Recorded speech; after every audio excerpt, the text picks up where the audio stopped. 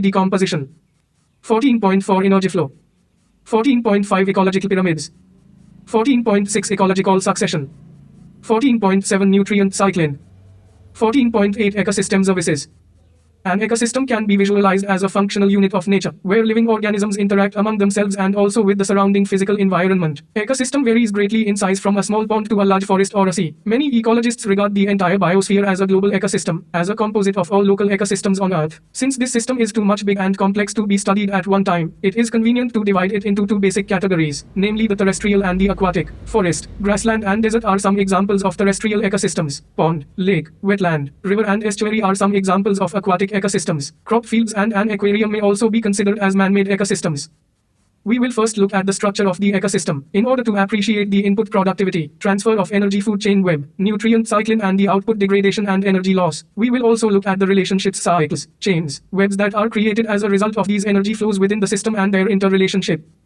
2022 to 2023. 242. 14.1 Ecosystem structure and function. In Chapter 13, you have looked at the various components of the environment, abiotic and biotic. You studied how the individual biotic and abiotic factors affected each other and their surrounding. Let us look at these components in a more integrated manner and see how the flow of energy takes place within these components of the ecosystem.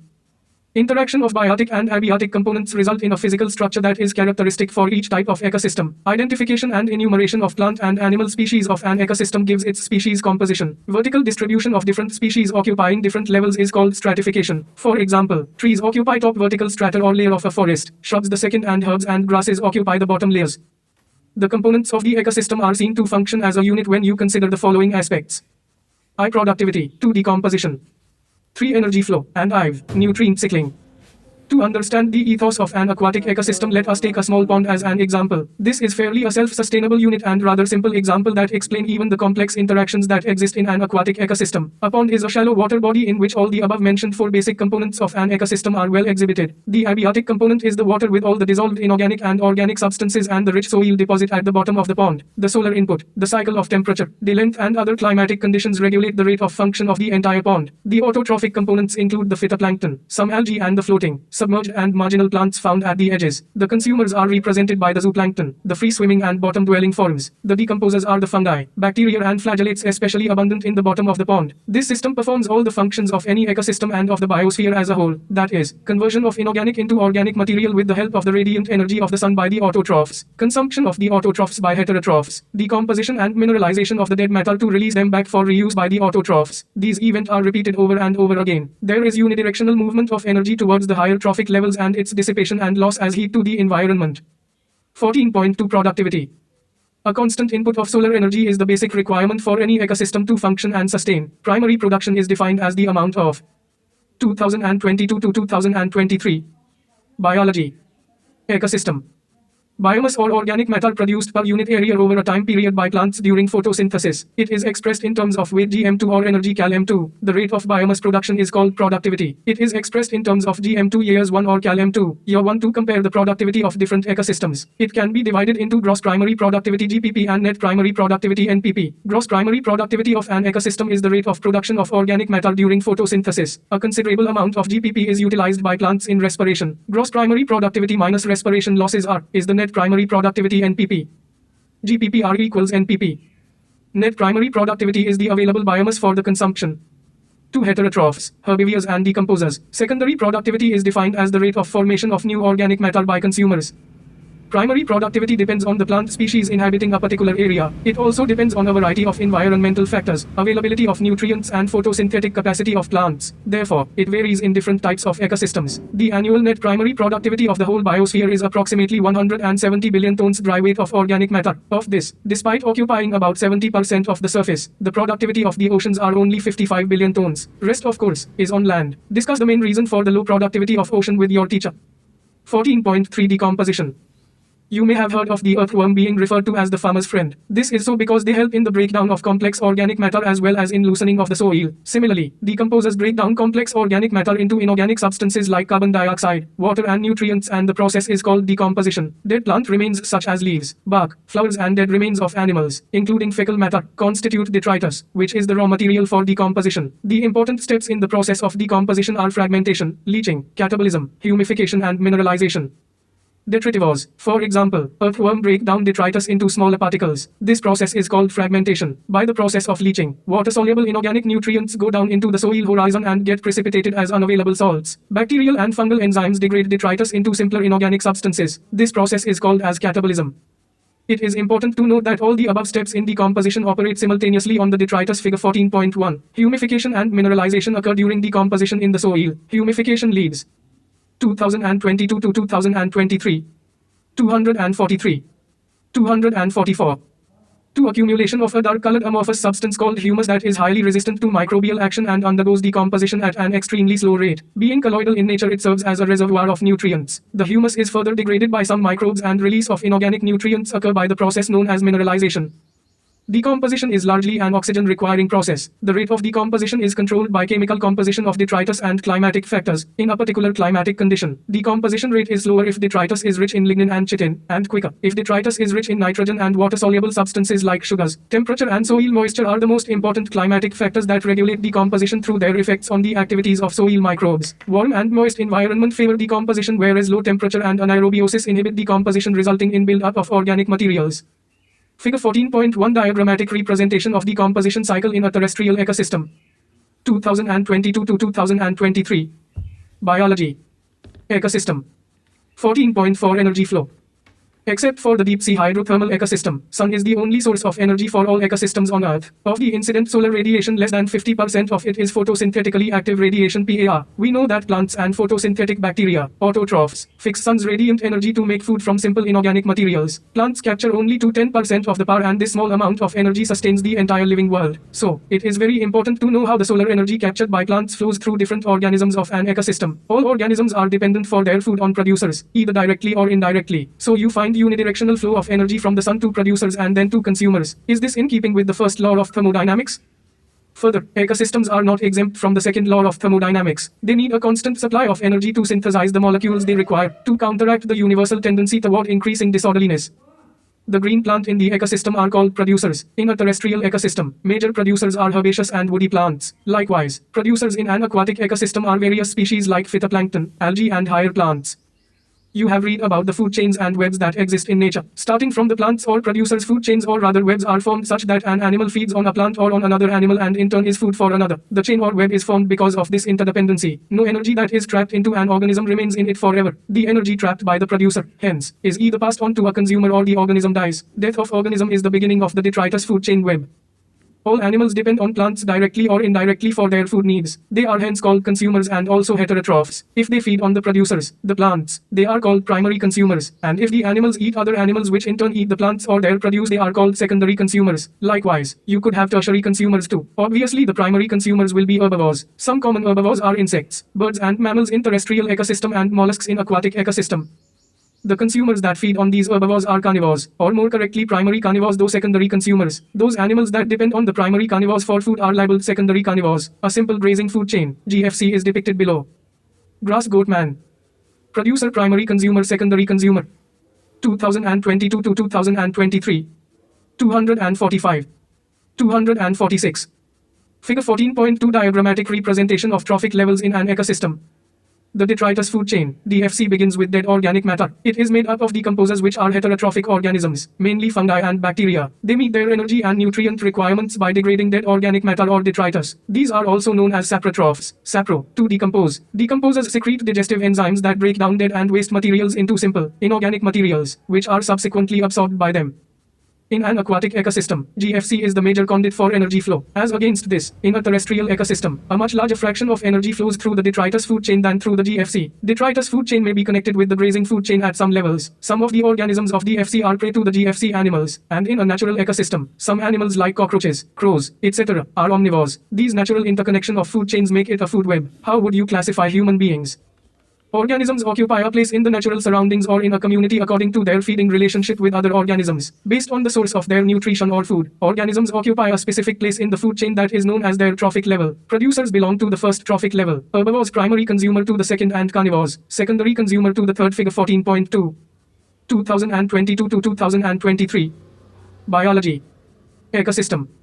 The important point to note is that the amount of energy decreases at successive trophic levels. When any organism dies, it is converted to detritus or dead biomass that serves as an energy source for decomposers. Organisms at each trophic level depend on those at the lower trophic level for their energy demands. Each trophic level has a certain mass of living material at a particular time called as the standing crop. The standing crop is measured as the mass of living organisms biomass or the number in a unit area. The biomass of a species is expressed in terms of fresh or dry weight. Measurement of biomass in terms of dry weight is more accurate. Why?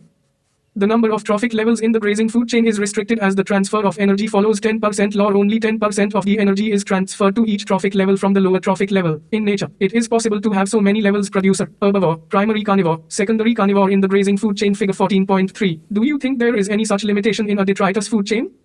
Figure 14.3. Energy flow through different trophic levels. 14.5. Ecological pyramids. You must be familiar with the shape of a pyramid. The base of a pyramid is broad and it narrows towards the apex. One gets a similar shape, whether you express the food or energy relationship between organisms. 247. 2022 to 2023. Figure 14.4. A pyramid of numbers in a grassland ecosystem. Only 3 top carnivores are supported in an ecosystem based on production of nearly 6 million plants. Figure 14.4b. Pyramid of biomass shows a sharp decrease in biomass at higher trophic levels. 248. Figure 14.4c. Inverted pyramid of biomass. Small standing crop of phytoplankton supports large standing crop of zooplankton at different trophic levels. This relationship is expressed in terms of number, biomass or energy. The base of each pyramid represents the producers or the first trophic level, while the apex represents tertiary or top level consumer. The 3 types of ecological pyramids that are usually studied are a pyramid of number, B pyramid of biomass, and C pyramid of energy. For details see figure 14.4a, B, C and D. 2022 to 2023. Biology. Ecosystem. Figure 14.4d. An ideal pyramid of energy. Observe that primary producers convert only 1% of the energy in the sunlight available to them into NPP.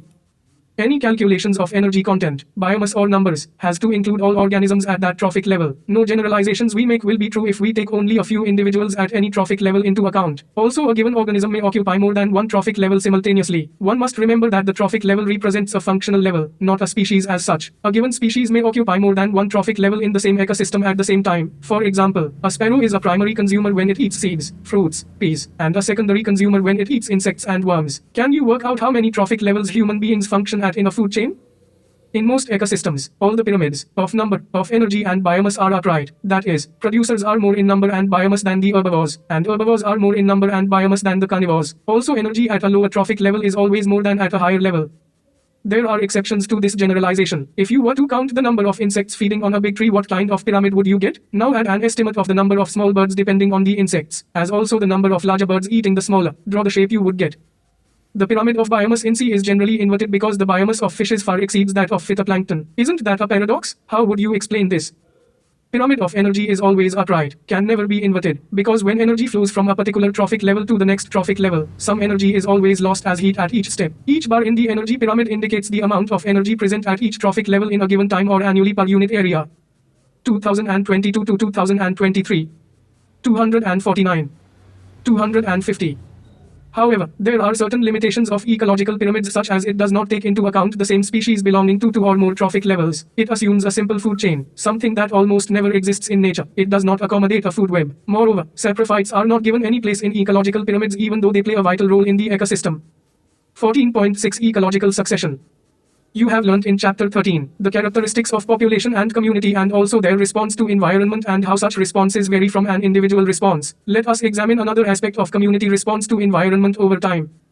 An important characteristic of all communities is that their composition and structure constantly change in response to the changing environmental conditions. This change is orderly and sequential, parallel with the changes in the physical environment. These changes lead finally to a community that is in near equilibrium with the environment, and that is called a climax community. The gradual and fairly predictable change in the species composition of a given area is called ecological succession. During succession, some species colonize an area and their population become more numerous, whereas populations of other species decline and even disappear.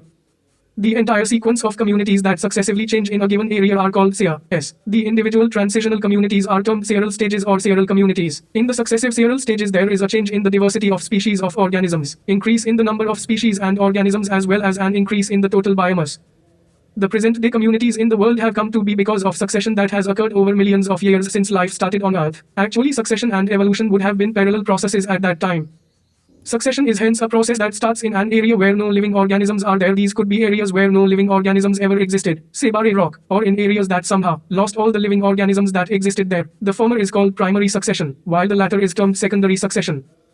Examples of areas where primary succession occurs are newly cooled lava, bare rock, newly created pond or reservoir. The establishment of a new biotic community is generally slow. Before a biotic community of diverse organisms can become established, there must be soil. Depending mostly on the climate, it takes natural processes several hundred to several thousand years to produce fertile soil on bare rock.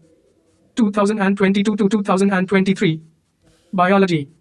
Ecosystem. Secondary succession begins in areas where natural biotic communities have been destroyed, such as in abandoned farmlands, burned or cut forests, lands that have been flooded. Since some soil or sediment is present, succession is faster than primary succession. Description of ecological succession usually focuses on changes in vegetation. However, these vegetational changes in turn affect food and shelter for various types of animals. Thus, as succession proceeds, the numbers and types of animals and decomposers also change. At any time during primary or secondary succession, natural or human-induced disturbances, fire, deforestation, etc., can convert a particular serial stage of succession to an earlier stage. Also, such disturbances create new conditions that encourage some species and discourage or eliminate other species. 1 succession of plants. Based on the nature of the habitat, whether it is water or very wet areas or it is on very dry areas, succession of plants is called hydrarch or xerarch, respectively. Hydrarch succession takes place in wet areas and the successional series progress from hydric to the mesic conditions. As against this, xerarch succession takes place in dry areas and the series progress from xeric to mesic conditions. Hence, both hydrarch and xerarch successions lead to medium water conditions mesic, neither too dry xeric nor too wet hydric.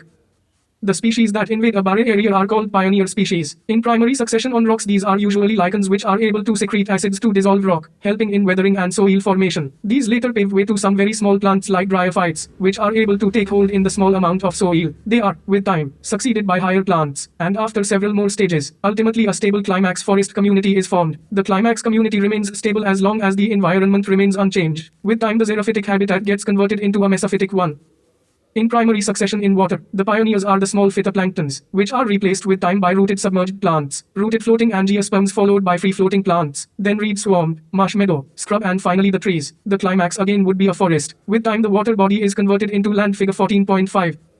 In secondary succession, the species that invade depend on the condition of the soil, availability of water, the environment as also the seeds or other propagules present. Since soil is already there, the rate of succession is much faster and hence, climax is also reached more quickly.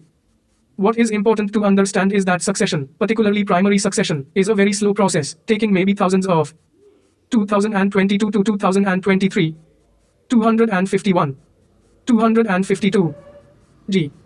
Figure 14.5 diagrammatic representation of primary succession. Years for the climax to be reached. Another important fact is to understand that all succession, whether taking place in water or on land, proceeds to a similar climax community, the mesic. A, B, D, E, C. F. 2022 to 2023. Biology. Ecosystem. 14.7 Nutrient cycling. You have studied in class 11 that organisms need a constant supply of nutrients to grow, reproduce and regulate various body functions. The amount of nutrients, such as carbon, nitrogen, phosphorus, calcium, etc., present in the soil at any given time, is referred to as the standing state. It varies in different kinds of ecosystems and also on a seasonal basis.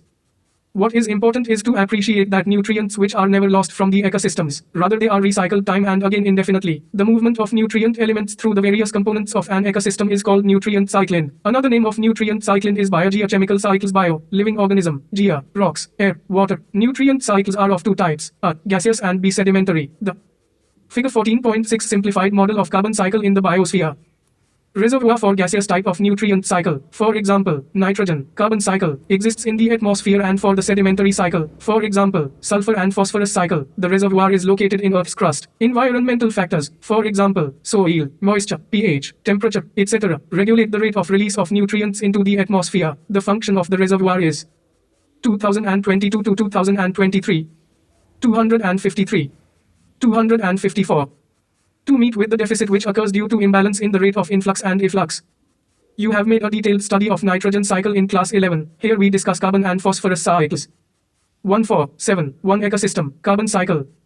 When you study the composition of living organisms, carbon constitutes 49% of dry weight of organisms and is next only to water. If we look at the total quantity of global carbon, we find that 71% carbon is found dissolved in oceans. This oceanic reservoir regulates the amount of carbon dioxide in the atmosphere. Figure 14.6. Do you know that the atmosphere only contains about 1% of total global carbon?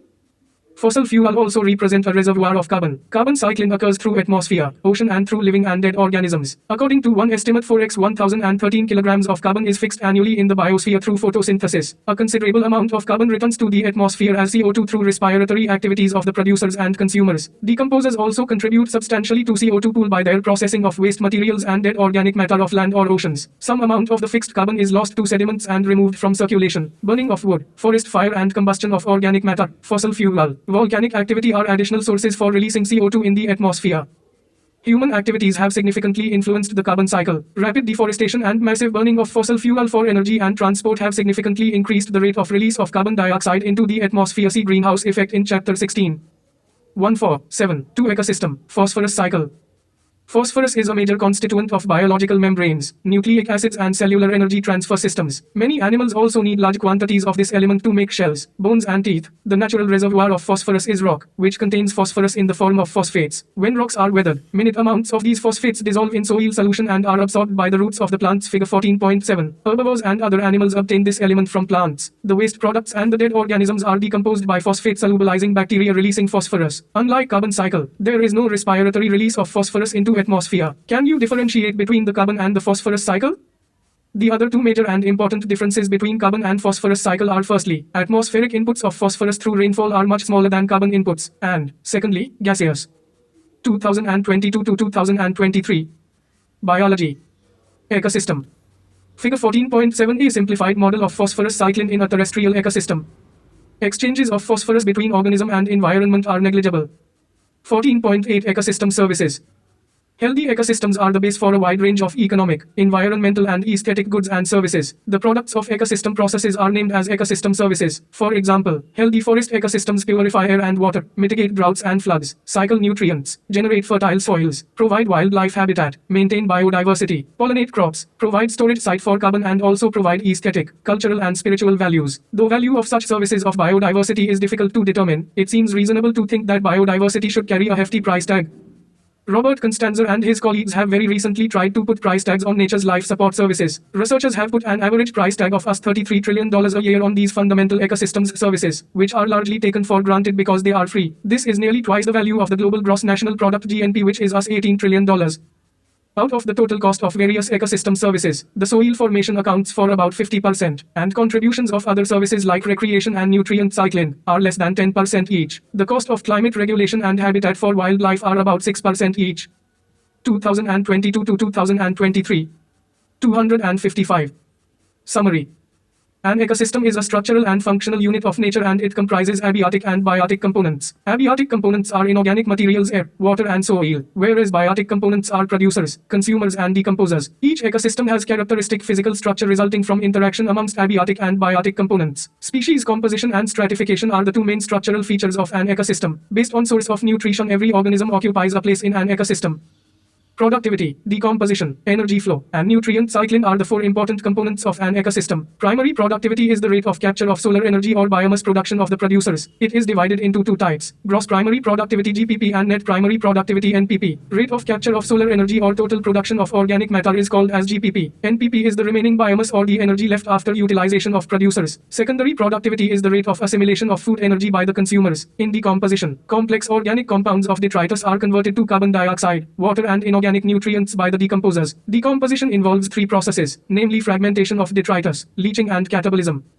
Energy flow is unidirectional. First, plants capture solar energy and then, food is transferred from the producers to decomposers. Organisms of different trophic levels in nature are connected to each other for food or energy relationship, forming a food chain. The storage and movement of nutrient elements through the various components of the ecosystem is called nutrient cycling. Nutrients are repeatedly used through this process. Nutrient cycling is of two types, gaseous and sedimentary. Atmosphere or hydrosphere is the reservoir for the gaseous type of cycle, carbon, whereas Earth's crust is the reservoir for sedimentary type phosphorus. Products of ecosystem processes are named as ecosystem services. For example, purification of air and water by forests. The biotic community is dynamic and undergoes changes with the passage of time. These changes are sequentially ordered and constitute ecological succession. Succession begins with invasion of a buried lifeless area by pioneers, which later pave way for successors, and ultimately a stable climax community is formed. The climax community remains stable as long as the environment remains unchanged. 256. Exercises. 1. Fill in the blanks. A plants are called as because they fix carbon dioxide. B. In an ecosystem dominated by trees, the pyramid of numbers is tide. C. In aquatic ecosystems, the limiting factor for the productivity is 2022 to 2023. Biology. Ecosystem. The common detritivores in our ecosystem are: E. The major reservoir of carbon on Earth is 2. Which one of the following has the largest population in a food chain?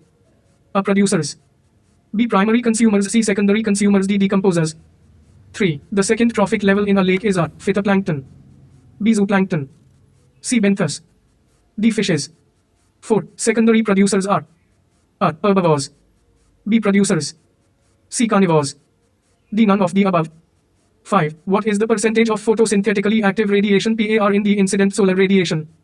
A. 100%. B. 50%.